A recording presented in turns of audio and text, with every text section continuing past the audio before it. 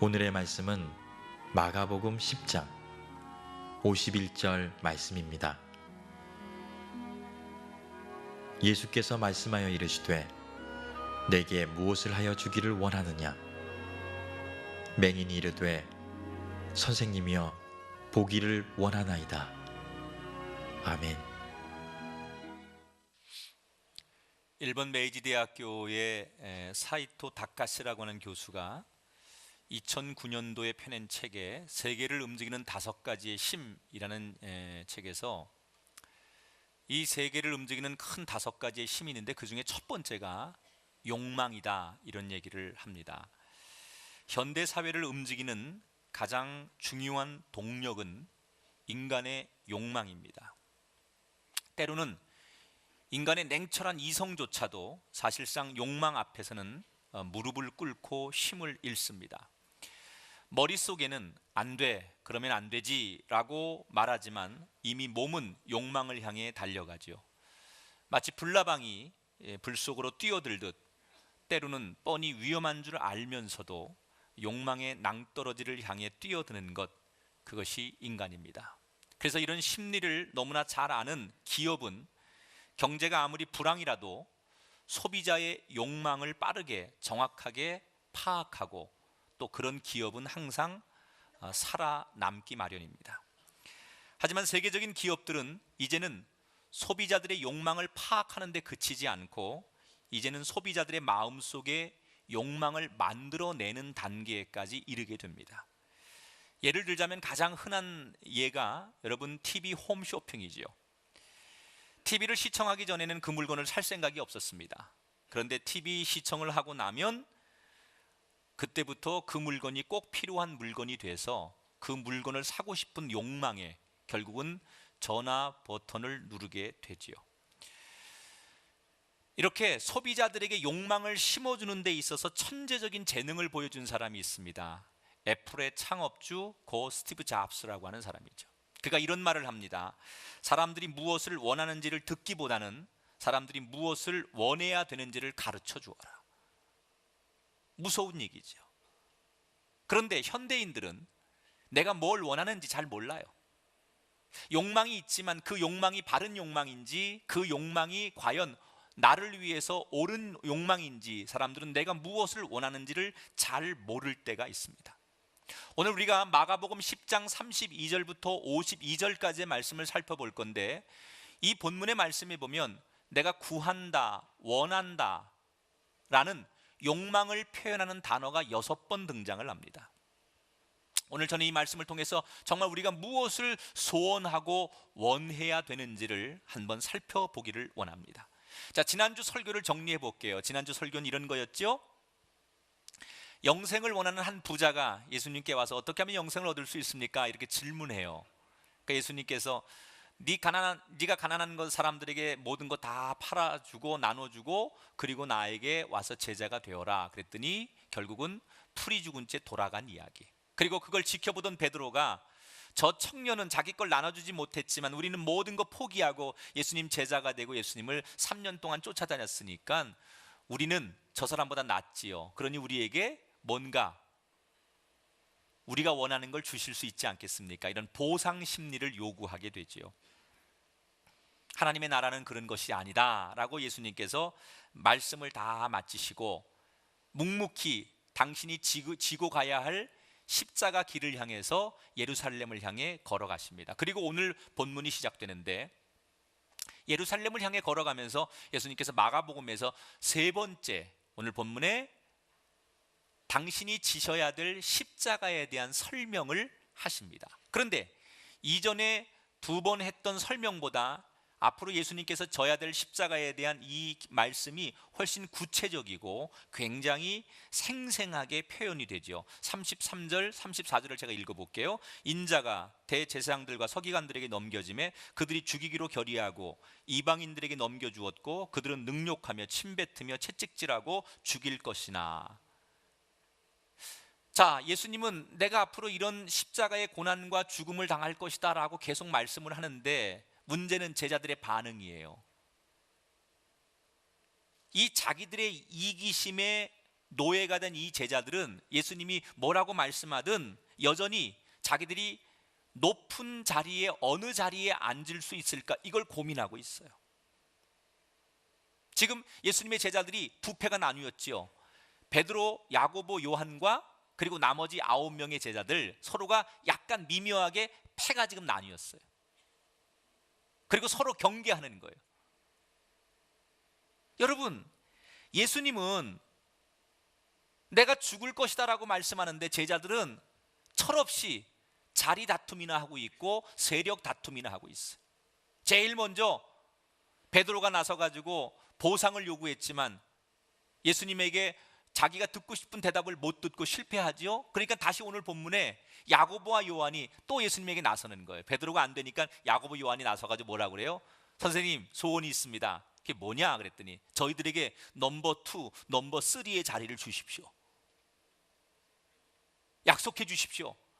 하나님의 나라가 이 땅에 세워지면 저희에게 가장 귀한 자리 주시겠다고 지금 말씀해 주십시오 라고 말합니다. 원래 베드로, 야고보, 요한은 한 편이에요. 그런데 다시 세 명이 한 편인 이 세 명이 또 갈라지는 거죠. 베드로를 밀어내고 야고보, 요한이 자기들이 더 높은 자리에 앉겠다고 또 자기들끼리 갈등을 하는 거예요.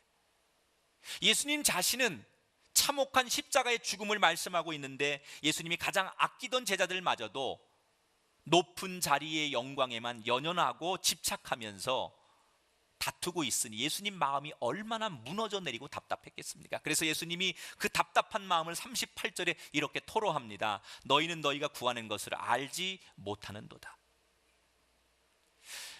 지금 이 예수님과 제자들의 이 시각은 많은 차이가 있어요. 보세요. 사람이요, 인생을 살면서 전체를 볼 줄 알아야 돼. 그림을. 자꾸 지엽적인 것만 보면 사람은 한계가 있어요. 지금 제자들은 당장 높은 자리, 당장 남들보다 내가 나은 자리, 이 지엽적인 데만 관심이 있는데 예수님의 관심은 뭐예요? 내가 죽어야만 너희들이 산다는 거예요. 이 인류의 죄를 누군가가 대신 짊어지고 죽어야만, 그 죄값을 치러야만 죄 용서가 되는데, 그래서 전체를 보시고 십자가의 길을 지기 위해서 걸어가시는데 이 제자들은 당장 눈앞의 이익이라든지 가까운 것, 지엽적인 것만 보면서 예수님의 길을 가로막고 있다는 얘기예요. 이 사건의 후유증은 너무나 컸습니다. 베드로는 물론이고 나머지 9명의 제자들도 야고보와 요한을 향해 분통을 터뜨리고 결국 예수님의 12제자는 서로가 서로를 향해서 책임을 전가하며 갈등과 다툼을 벌이기 시작합니다. 여러분, 이 제자들의 근본적인 문제가 뭘까요? 바로 마음의 귀가 닫혔다는 거예요. 물론 그들이 이 육신의 귀는 멀쩡했지만 마음의 귀가 닫혔어요. 자신들이 원하는 것만, 자신들이 원하는 방향으로만 듣고 이해하려고 하는 제자들. 아무리 예수님께서 십자가의 죽음에 대해서 3번씩이나 반복하고 외쳐도 제자들은 마치 사오정처럼 엉뚱한 말만 내뱉고 있습니다. 왜 그렇게 되었을까요? 욕심 때문이에요. 탐욕이 이 제자들의 마음의 귀를 가로막고 있는 거예요. 오늘날 우리가 살아가는 이 시대의 분쟁과 다툼의 그 원인이 어디에 있습니까? 대부분 자신들의 귀를 막은 채 자기가 원하는 말만 하지 남의 이야기를 마음으로 들으려고 하지 않는 데서 다툼이 생기는 거예요. 내가 원하는 것이 이겁니다 라고 고함만 지를 뿐이지 다른 사람들의 얘기를 도무지 들으려고 하지 않아요. 여러분, 부부 사이도요, 부모 자녀 사이도요, 같은 형제끼리도요, 그렇게 가까운 가족끼리도요, 마음의 문을 닫고 서로가 서로를 향해서 도무지 들으려고 하지 않으면 얼마 뒤에 철천지 원수가 됩니다. 시간 문제입니다. 그렇게 사랑해서 만난 가족이고 부부인데도요, 마음의 문을 닫고 서로가 서로를 향해서 들어주지 않을 때 세상에 둘도는 원수가 되고 만다는 거예요. 사람이 마음의 귀를 닫고 살면요, 시간이 지나면 어떻게 되는 줄 알아요? 잔인해집니다. 아주 동물처럼 인간이 얼마나 잔인해지는지 몰라요. 상대는 분명히 지금 고통 속에서 울부짖고 있는데 내가 마음의 문을 닫고서 그걸 안 듣거나 못 들으면 상대가 너무 아프다고 그리고 고통스럽다고 하는데도 그게 안 들리는 거예요. 그래서 사람이 잔인해지는 거예요. 그 대표적인 사건이 뭡니까? 한 20대 여대생을 횟감처럼 잔인하게 난도질한 오원춘에 대한 사건. 지난 1월 16일 대법원에서 확정 판결이 났어요. 여러분, 이 오원춘이라고 하는 사람이 그렇게 잔인한 범죄를 저지르는 동안 그 피해자의 절규소리가 안 들렸을까요? 울면서 공포에 질려서 살려달라고 비명을 지르면서 죽어가면서 그가 정말 신음하고 고통하는 가장 처절한 그 고통의 신음소리, 보통 사람이라면 단 한순간도 견디지 못했을 그 비명의 소리를 그는 수없이 들었을 텐데 그 비명의 소리를 마음을 닫고 들었기 때문에 안 들리는 거죠. 어떻게 사람을 여러분 358쪽으로 회를 뜰 수 있습니까? 그러기까지 그가 마음의 문을 닫았기 때문에 담대하게 태연하게 범행을 저지를 수 있었다는 얘기예요. 오늘 본문에 이 제자들도 얼마나 잔인합니까?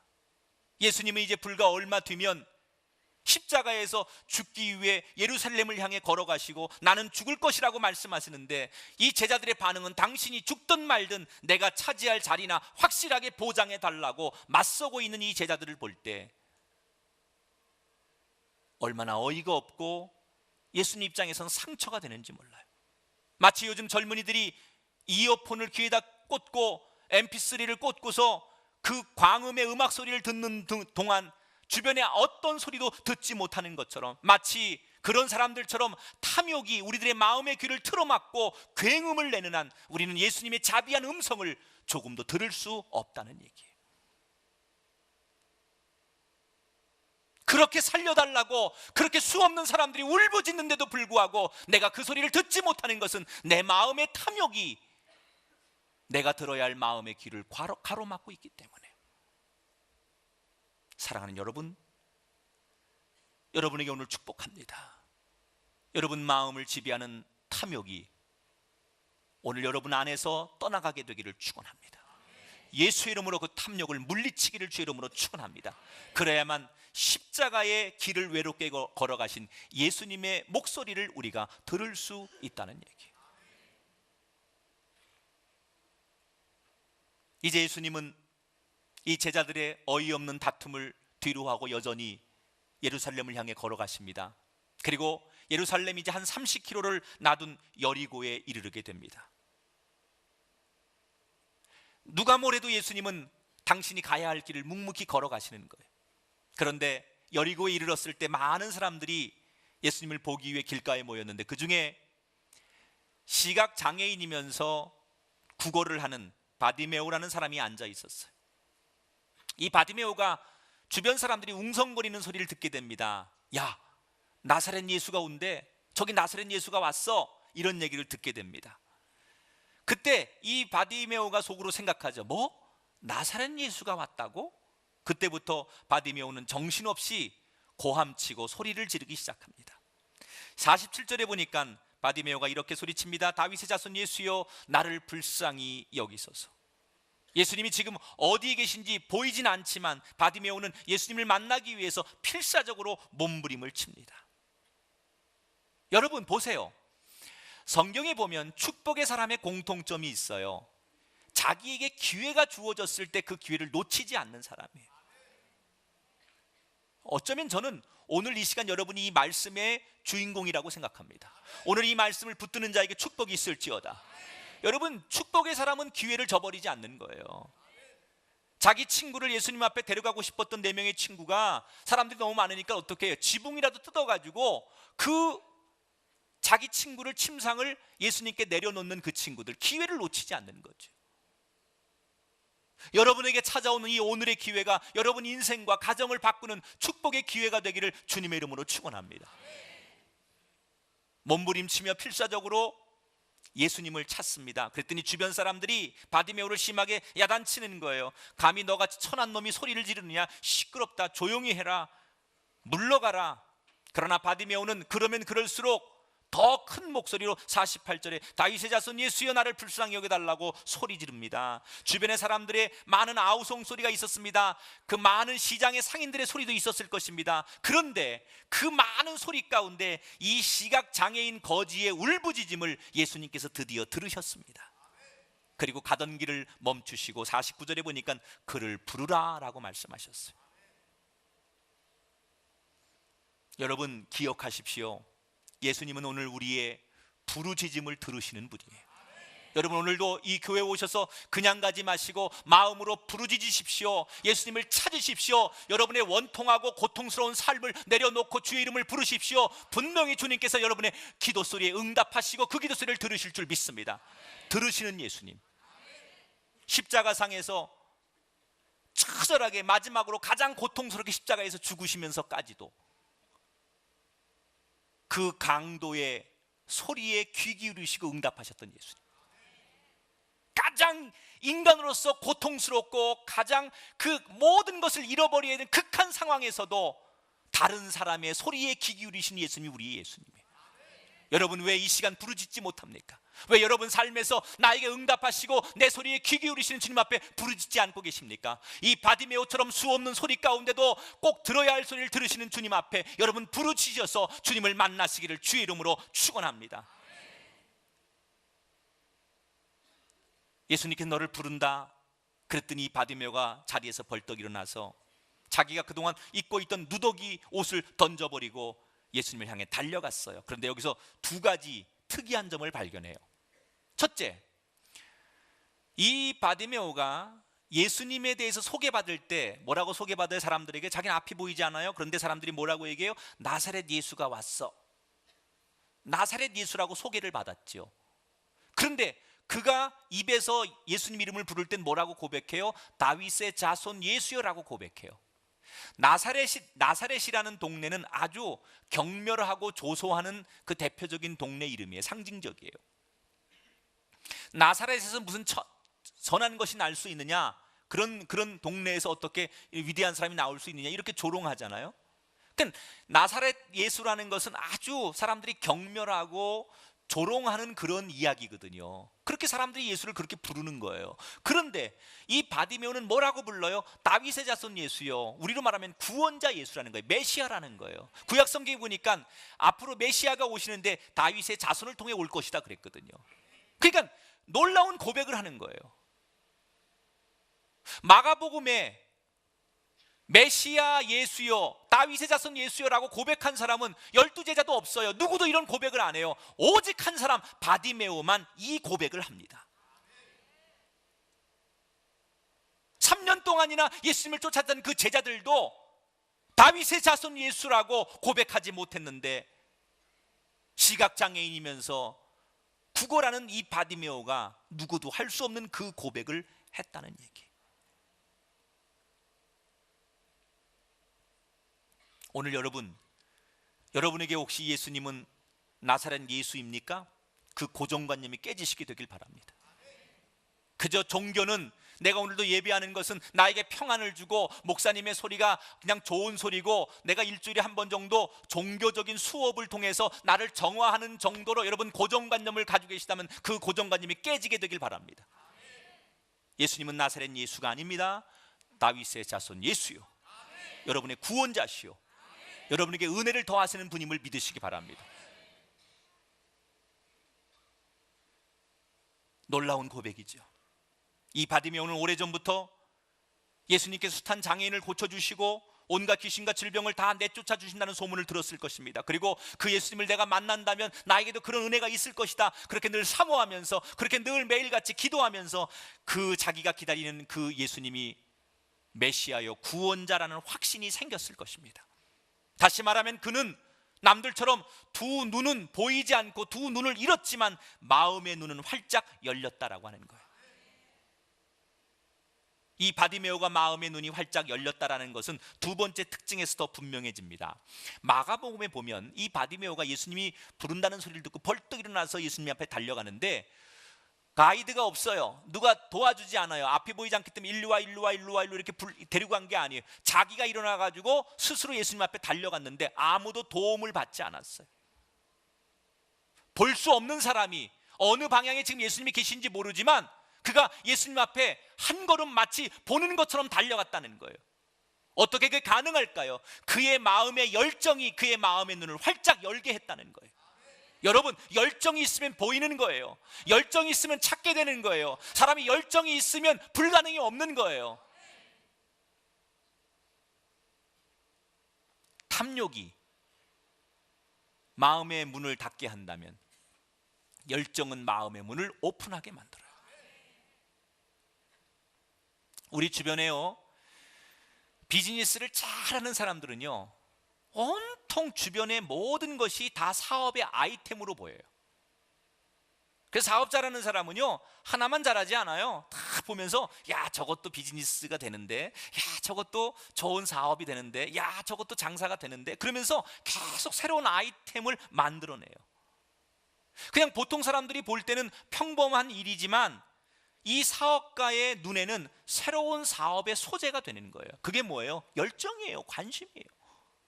저는 목회자니까요, 그냥 음악을 들어도 그게 설교감이 되고요, 영화를 봐도 그게 설교고요, 책을 읽어도 다 설교죠.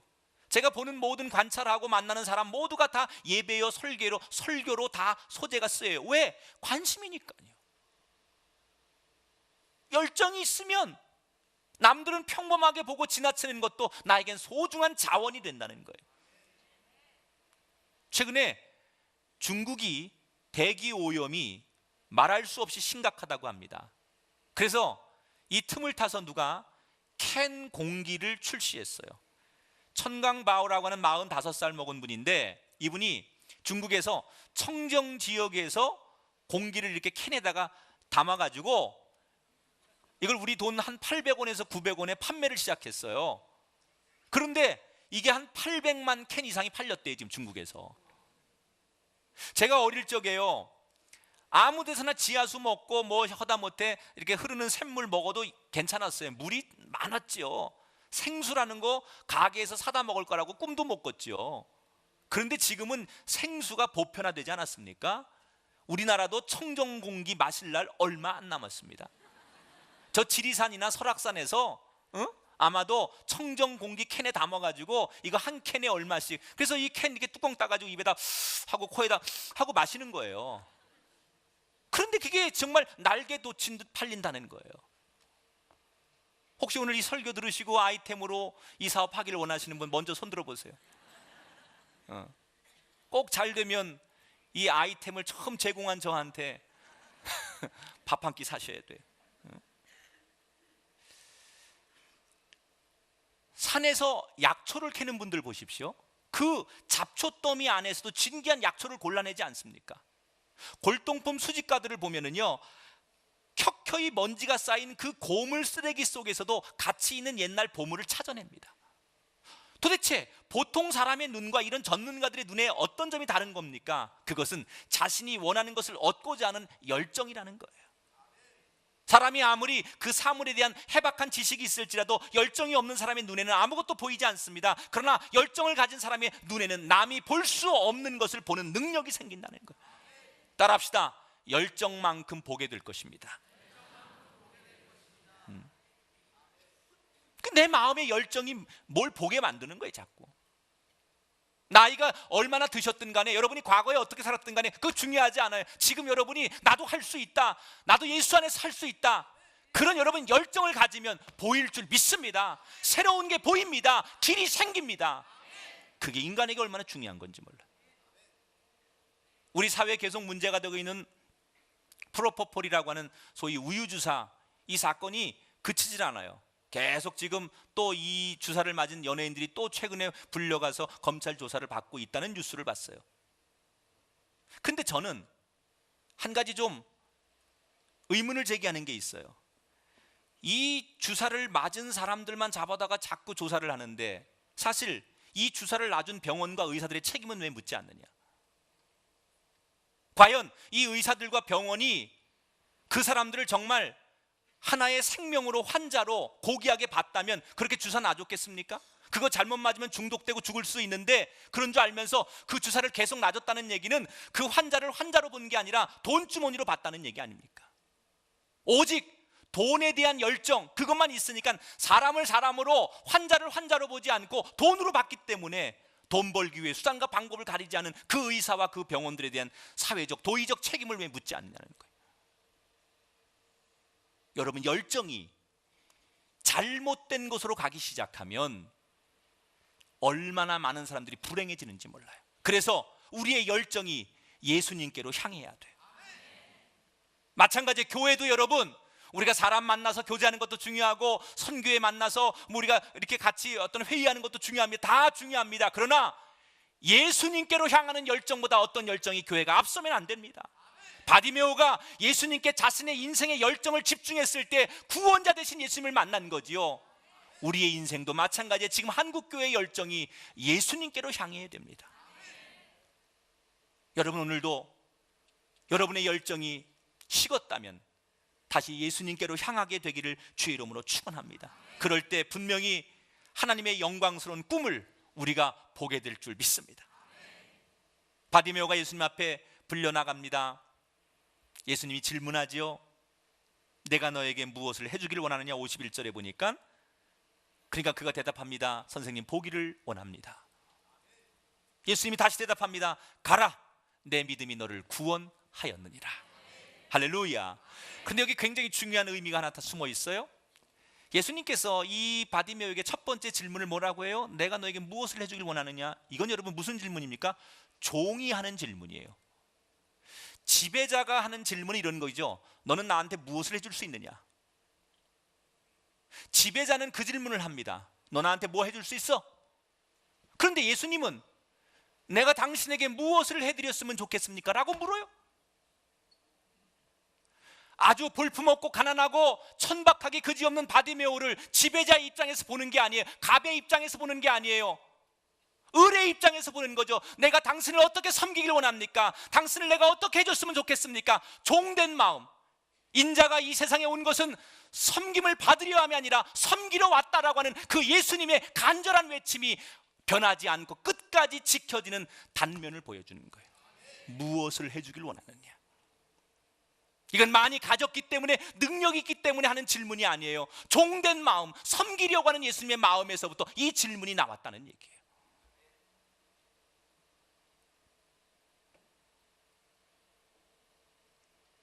가라, 내 믿음이 너를 구원하였느니라. 예수님으로부터 얼마나 많은 병자들이 고침을 받았습니까? 그런데 예수님으로부터 직접 구원받았다는 말씀을 들은 사람은 마가복음에 딱 2명뿐이에요.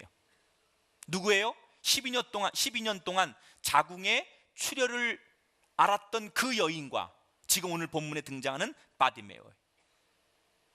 마가복음 5장에 등장했던 그 여인하고 바디메오 두 사람만, 그렇게 많은 사람이 고침을 받았지만 예수님으로부터 내가 구원받았다라는 얘기를 직접 들은 사람은 두 사람밖에 없어요. 이것은 바디메오가 단순히 눈만 뜬 것이 아니라 그의 삶 자체에 근본적인 변화가 생겼다는 것을 말하는 거예요. 무슨 변화요? 52절에 보니까 한번 같이 읽어볼까요?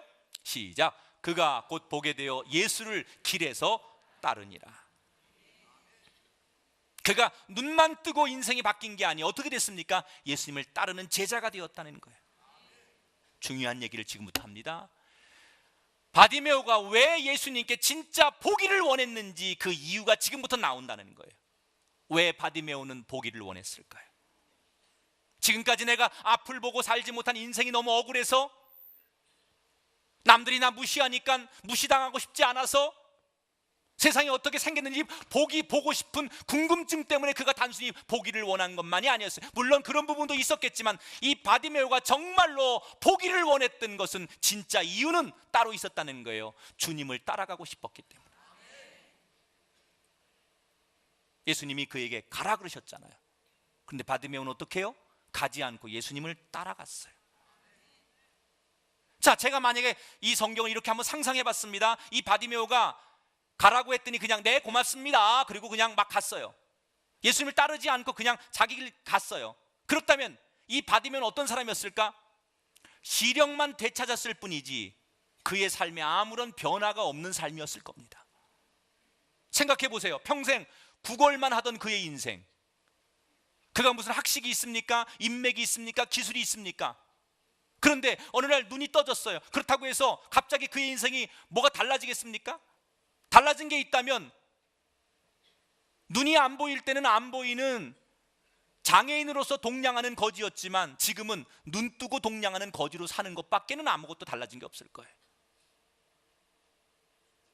그런데 그가 자기 갈 길로 가지 않고 예수님을 따라가고 예수님을 쫓아가고 예수님의 제자가 되었기 때문에 그는 어떻게 바뀝니까? 구원의 길을 동행하는 사람이 되고 예수님의 제자가 되고 진정한 생명의 길을, 하나님 나라의 백성이 되는 길을 발견하고 인생이 바뀌게 된다는 얘기예요. 여러분, 이것이 바로 우리가 하나님 앞에 오늘 소원하는 기도의 제목이 되어야 할 줄 믿습니다. 많은 성도들에게 이 불경기 속에 기도의 제목을 내놓으라고 하면 가장 현실적인 기도 제목을 많이 내놔요. 목사님, 저희 집에 경제적 어려움이 있습니다. 이 문제가 해결돼야 됩니다. 많은 기도 제목을 내놔요. 또는 건강의 문제를 내놓고 기도해요. 취업과 지금 당장 현실적으로 직장 안에서 또는 사업의 문제, 이런 현실적인 문제들이 많이 기도 제목으로 나옵니다. 좋습니다. 여러분, 우리가 그 기도 할 수 있습니다. 그런데 한 가지 중요한 여러분 원칙을 지키셔야 됩니다. 하나님이 온 천지 만물이 다 하나님의 거예요. 그래서 하나님이 우리에게 물질의 복을 쏟아 부어주시는 것 별로 문제가 되지 않습니다.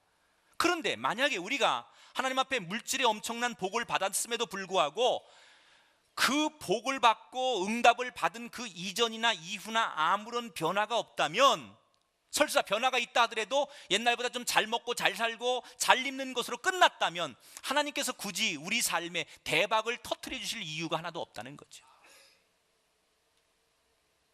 이 바디메오하고 뭐가 다릅니까? 우리가 그냥 보는 것 말고 우리가 뭐가 달라집니까?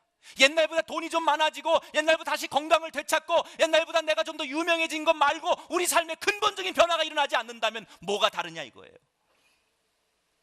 하나님께서 우리에게 쏟아 부어주시는 모든 은혜와 복은 하나님의 일을 더 기쁘고 잘 감당하라고 주시는 은혜라는 사실을 기억하시기 바랍니다. 돈 자체가, 명예 자체가, 우리에게 권력 자체가 목표가 아니라는 거예요. 왜 하나님 나에게 그걸 주십니까? 왜 내가 그걸 달라고 해야 됩니까? 난 이것 가지고 하나님을 따르는 제자가 되겠습니다. 난 이것 가지고 하나님을 따르는 의의 사람이 되겠습니다. 이것 때문에 우리가 하나님 앞에 달라고 하는 거예요. 그 기도를 드릴 줄 알아야 돼요. 바디메오는 여기까지 간 거예요. 우리 한국교회가 50년, 60년, 70년, 80년대를 지나면서 소위 기복주의 신앙도 있었어요. 마치 옛날 우리 어머니들이 정한수 떠놓고 그냥 막연하게 잘 되길 빕니다, 잘 되길 빕니다 그러면서 우리가 기도했던 그런 것이 상당수 한국교회에 있었어요. 어쩌면 지금도 그런 분이 있을지 몰라요. 그냥 주일날 교회 와서 이 교회가 나를 위로해주고 예배를 드려야만 마음이 편안해지기 때문에, 그래야 하나님께서 나를 사랑해 주실 것만 같고 나를 어떤 징계와 고난 속에서 지켜주실 것 같은 느낌 때문에 예배 오는 분도 있어요. 이제 그 단계에서 조금 더 성숙해지라는 거예요. 맨날 그 단계에 머무르지 말고 그 단계에서 한 걸음 더 성숙해지라는 거예요. 하나님, 내게 하나님 은혜와 복을 주신다면 그냥 받은 것 가지고 나 이렇게 받았다라고 말하고 나만 위해 사는 사람이 아니라 주님을 따르는 삶을 살기를 원합니다. 예수님을 따르고 싶었기 때문에, 예수님을 따라가야 되기 때문에 시력의 회복이 필요했던 이 바디메오처럼, 여러분, 내가 예수님의 사명을 잘 감당하기 위해서 건강이 필요하다면 건강을 구하십시오.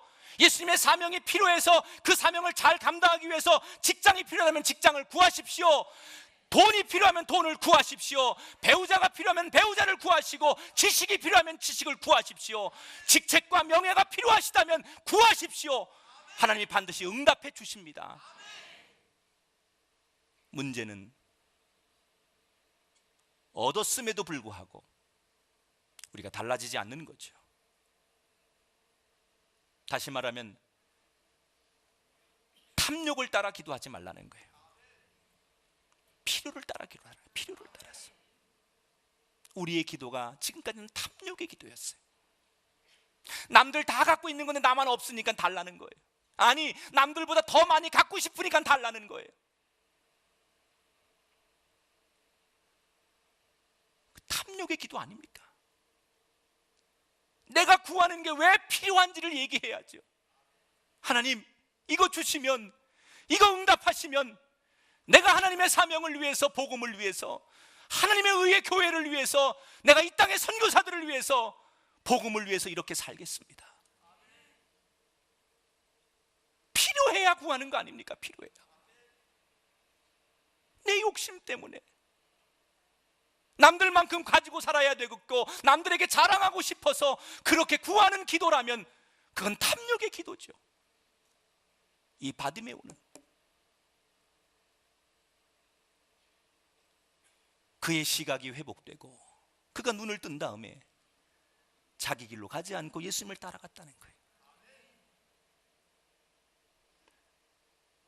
오늘 하나님 말씀을 따르기 위해서 당당하게 구하시는 여러분 되기를 주의 이름으로 축원합니다.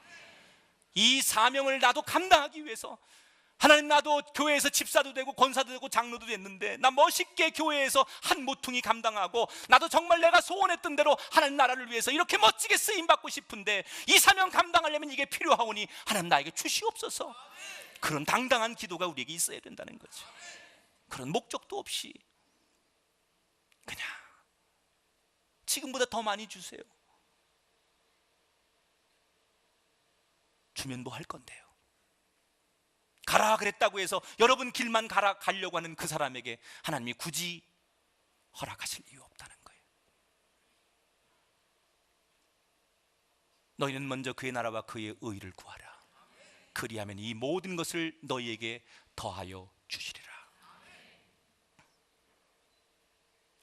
이 복을 받는 귀한 원리를 따라서 이 바디메오를 통해서 우리가 어떻게 걸어가야 될지 함께 꿈꾸고 걸어가는 복된 증인들이 되시기를 주님의 이름으로 축원합니다.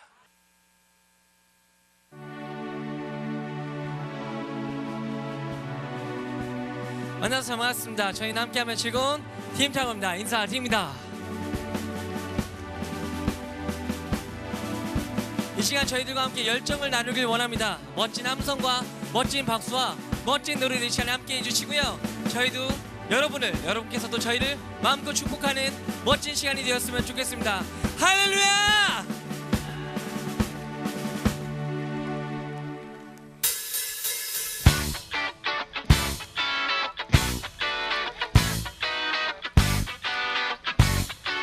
다 같이 소리 질러!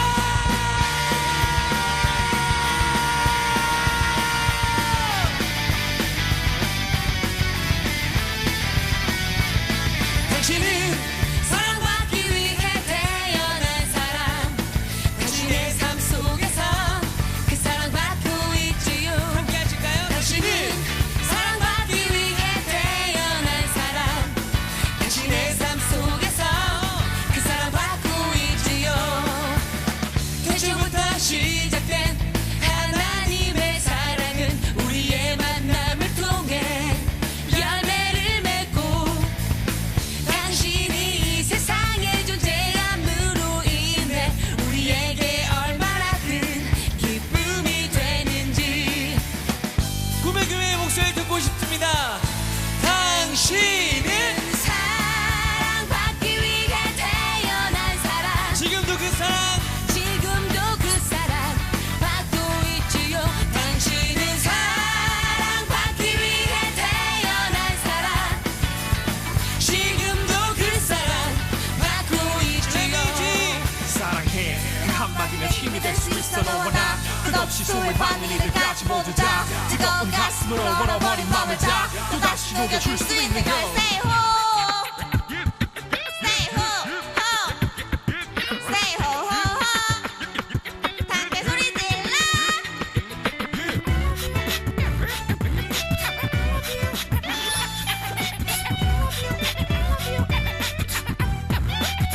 앞으로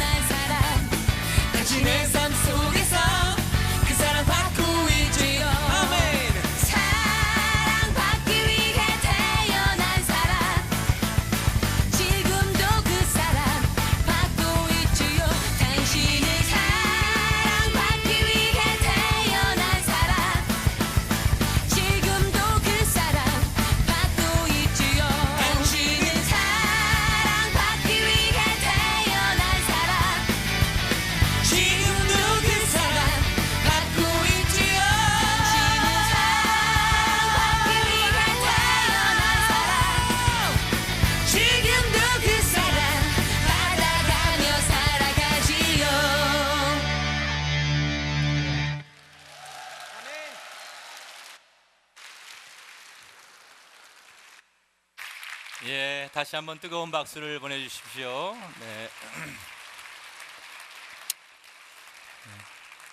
정신이 번쩍 나시죠? 네, 아유, 설교하고도 이렇게 박수 쳐주면 얼마나 좋을까. 맞습니다. 네, 아유, 역동적이고 아주. 이번 한 주가 많이 바쁘실 텐데 여러분 바빠도 꼭 가야 할 길, 또 만나야 할 사람이 있지요. 그 걸음을 향해 걸어가시는 한 주간 되셨으면 좋겠습니다. 자, 자리에서 다 일어나셔서 이제 우리 좌우에 계신 분들과 함께 인사할 때 이렇게 인사하겠습니다. 꼭 구할 것을 구하는 당신이 되십시오. 이렇게 인사하십시다. 예, 정말 우리가 헛된 것만 구하지 않는, 꼭 우리의 욕망이 꼭 필요한 곳에 구하여지는 그런 한 주간으로 살아갔으면 좋겠습니다. 이제 파송의 노래를 부르겠습니다. 오늘 파송의 노래는 주가 보이신 생명의 길이라는 찬양입니다.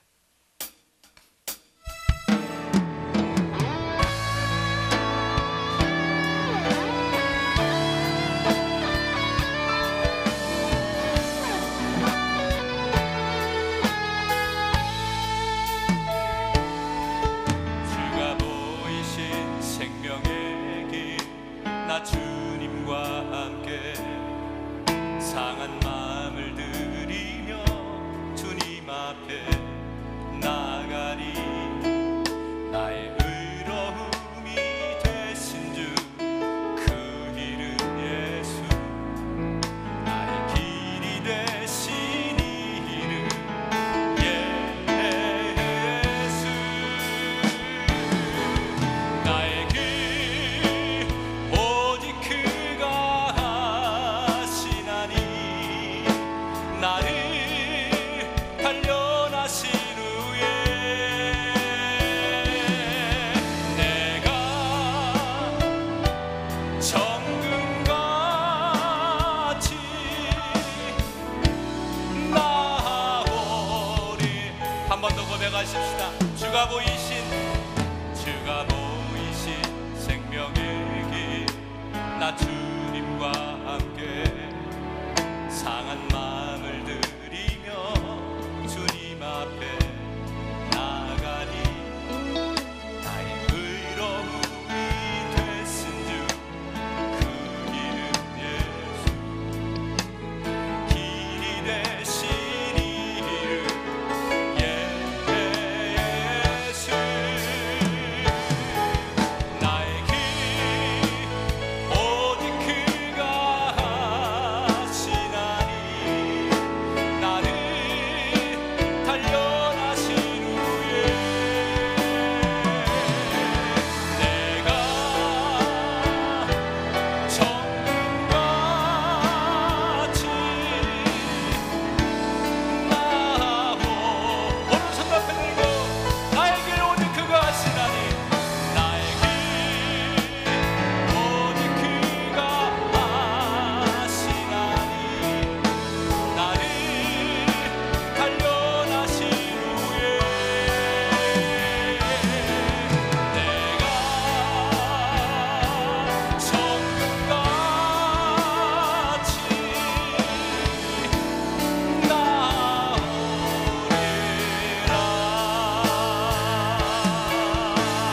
하나님 앞에 영광의 박수 드리겠습니다.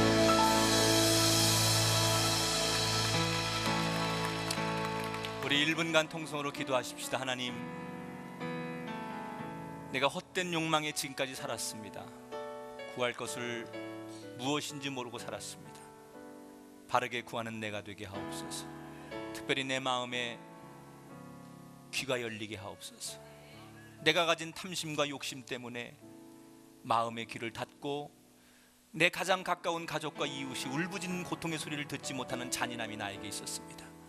아니, 때로는 주님의 그 사랑스러운 음성을 듣지 못했던 어리석음이 내게 있었습니다. 마음의 귀를 열어주시고 특별히 내 안의 열정으로 하여금 지금까지 보지 못한 것을 보게 하시고, 이 열정으로 하여금 내가 앞으로 걸어가야 할 길을 보게 하옵소서. 나에게 축복 주시는 이유가 단순히 부와 명예를 얻기 위한 그런 축복이 아니라 주님의 사명을 온전히 이루고 주님을 따라가기 위한 바디메오 같은 진짜 내가 눈을 뜨기를 원하는 이유가, 내가 축복을 받기를 원하는 이유가, 내가 형통하기를 원하는 이유가 이 바디메오 같은 이유가 될 수 있도록 그런 삶을 살게 해달라고 우리 함께 자신과 가정을 위해서 1분간 통성으로 다짐하고 기도하고 축도하는 시간 갖겠습니다. 함께 기도합니다. 전능하신 하나님 감사합니다. 은혜 가운데 우리를 인도해 주셨습니다. 우리를 성령 가운데 인도해 주셔서 감사합니다. 주여, 오늘 우리로 하여금 우리의 마음의 귀가 열려지게 하옵소서. 어리석은 제자들처럼 주님의 말씀하심을 듣지 못하는 제자들 되지 않게 하시고 내게 말씀하심을 듣게 하옵소서. 오늘 나에게 오실 이 말씀, 나에게 다가오실 이 주님의 말씀의 은혜를 우리가 듣게 하옵소서. 보게 하옵소서. 내 안에 주님 탐심이 떠나져 나가게 하시고 욕심이 사라지게 하시고 오직 귀한 열정으로 하나님 나라를 보게 하시며 하나님 제시한 길을 볼 줄 아는 자가 되게 하옵소서. 지금까지 열정 없이 살았던 나를 용서하옵소서. 내 마음에 뜨거운 열정으로 하여금 주님의 길을 보는 자 되게 하시고, 아니 하나님 나로 하여금 이 바디메오처럼 내가 정말 보아야 할 이유가, 내가 축복받아야 할 이유가, 내가 얻어야 될 건강의 이유가, 내가 얻어야 될 그 명예와 물질의 축복의 이유가 하나님을 위한 길임을 잊지 않게 하시고 구하는 방법이 달라지게 하시고 필요에 따라서 구할 수 있는 귀한 자 되게 하여 주옵소서. 탐욕에 따라 기도하지 않게 하시고 필요에 따라 기도하는 우리 성도들 되도록 우리 성도들의 가는 길을 축복하여 주시옵소서. 두 손을 가슴에 모으겠습니다. 전능하신 하나님 감사합니다. 오늘도 우리로 하여금 말씀하심 따라 이곳에 있게 하시니 감사합니다. 우리 모든 가족들이 말씀 듣고 회복되게 하시고 말씀이 우리 인생의 횃불이 되게 하시고 때로는 우리에게 구름기둥과 불기둥처럼 갈 길을 열어주는 진리가 되게 하여 주옵소서. 성도들 가운데 마음이 아픈 사람이 있습니까? 육신의 질병이 있는 사람이 있습니까? 곤고하고 무너진 사람이 있습니까? 죽고 싶은 만큼 버림받고 배신당한 사람이 있습니까? 사람으로는 할 수 없을 때 전능하신 하나님 저들을 어루만져 주셔서 병든 자 회복되게 하시고 마음이 상한 자 치유되게 하시고 절망한 자 희망을 얻게 하여 주옵소서. 우리 가족 가운데 멀리 외국에 군대에 또는 객지에 나가 있는 사람들, 여기 올 수 없는 형편과 처지에 있는 사람들 하나님 동일하게 사랑해 주시고 그들을 만나서 격려와 위로를 허락해 주시옵소서. 하나님 앞에 오늘도 11조 예물을 드립니다. 거룩한 주일 헌금을 드립니다. 주님, 우리가 하나님 앞에 귀하게 약속했습니다. 내 것이 아니라 하나님의 것이기에 하나님을 위해 살겠다고 11조 약속했사오니 그 믿음을 흔들리지 않게 하시고 드리고도 부한 자 되게 하시고 상식과 사람의 이성을 뛰어넘는 축복의 주인공들이 되게 하여 주옵소서. 이 물질을 주님 앞에 드립니다. 주님 손에 이 물질을 맡기오니 사용하셔서 가난한 자 배부르게 하시고 헐벗은 자 굶주린 자 다시 일어나게 하시고 절망한 자 예수의 사랑으로 쓰임받는 예물 되게 하여 주옵소서. 우리가 이 물질을 사용하는 축복의 통로가 되게 하시고 우리 성도들 모두에게 잘했다 칭찬하는 거룩한 종들 되도록 은혜를 더해 주옵소서. 이제는 우리 주 예수 그리스도의 은혜와 하나님 아버지의 극진하신 사랑하심과 성령님의 감화 감동 역사하심이 오늘도 정말 진실한 예배드리고 우리 영혼이 살기를 소원하며 길 떠나는 우리의 성도들 가정 위에 자녀 위에 그 걸음걸음마다 이제부터 영원히 함께 하시기를 간절히 축원하옵나이다. 아멘.